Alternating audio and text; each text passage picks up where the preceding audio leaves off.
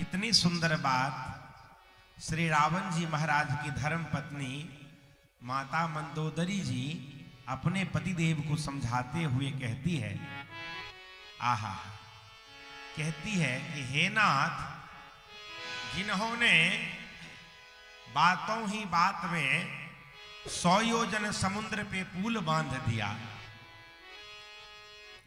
हे नाथ, जिन्होंने खेल ही खेल में 100 योजन समुद्र को बांध दिया और सेना सहित सुवेल पर्वत पर उतर करके अपनी ध्वजा को फहराया, हे स्वामी, क्या आप उन्हें नहीं जानते हैं? जनक जी के सभा में अगणित भूपाल थे और आपने धनुष को तो प्रणाम करके दूर से ही निकल गए और उस धनुष पे उठाए, प्रतंचा भी नहीं चढ़ाए, वो धनुष टूट गया। आप उनको मनुष्य मानते हैं? हे मेरे कंत, ऐसा मन में विचार करके आप बुद्धि का त्याग कर दीजिए। हे मेरे नाथ, आप क्यों इतना डींग मारते हैं? आप एक बार हृदय में विचार तो कीजिए कि भगवान राम को राजा मत समझिए, बल्कि सारे जगत के वो नाथ जगन्नाथ भगवान हैं।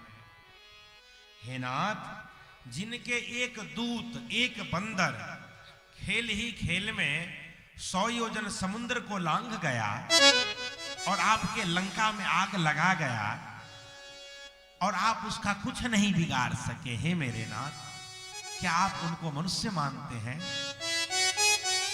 हे नाथ, जिनके एक दूत ने आपके पुत्र अक्षय कुमार का वध कर दिया, आपके सभी रखवालों को मारकर आपके सुंदर अशोक वाटिका जैसे उपवन को उजाड़ दिया, देखते देखते सारे नगर को जला के राख कर दिया, उस समय आपके बल कहां चला गया था नाथ?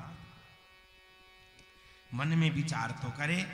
जिन्होंने आपके बहन का नाक कान विदीर्ण कर दिया और आपके भाई जब लड़ने के लिए खरदूषण गया तो देखते ही देखते आपके भाई खरदूषण का जिन्होंने वध कर दिया, जो आपके समान ही बलवान था, हे नाथ, उसे आप मनुष्य मानते हैं?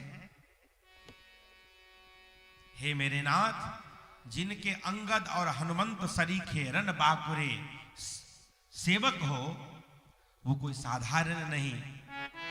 हे मेरे नाथ, मेरे सुहाग को आप अचल कर दीजिए। आप बार बार उन्हें क्यों मनुष्य कहते हैं? आप व्यर्थ ही मान, ममता और मद का बोझा अपने मस्तक पे लेकर के घूम रहे हैं। हे मेरे प्रियतम, आपने राम जी से विरोध कर लिया और काल के विवश होने के कारण आप में ये मति नहीं आ रहा है।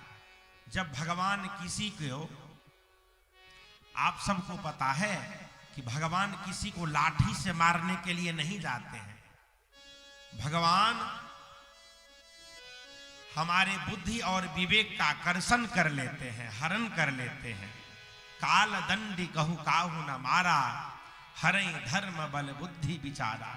भगवान समझिए आप, जब किसी की बुद्धि फिर जाए, कोई बहुत क्रोधी हो जाए, बहुत अहंकार करने लगे, तो समझिए भगवान इससे विमुख हो गए हैं और इसके मति को भगवान हर लिए हैं। परमात्मा किसी को लाठी लेकर के तो नहीं मारते, वह जीवन में 4 चीज का हरण कर लेते हैं, धर्म, बल, बुद्धि और विचार। ये 4 तत्व परमात्मा हरण कर लेते हैं। जिसका काल, जिसका मरण समय निकट आ जाता है। इसलिए हे नाथ, आपको कोई अपना नहीं दिख रहा है। आपके 2 पुत्र मारे गए, नगर जल गया, अब जो हुआ सो हुआ। हे प्रियतम, अब इन सब को भूल करके प्रभु रामचंद्र जी के निर्मल यश को गा के उनके शरण में जाकर के उनसे क्षमा याचना करे और सीता जी को लौटा दे, मेरा सुहाग अचल रह जाएगा।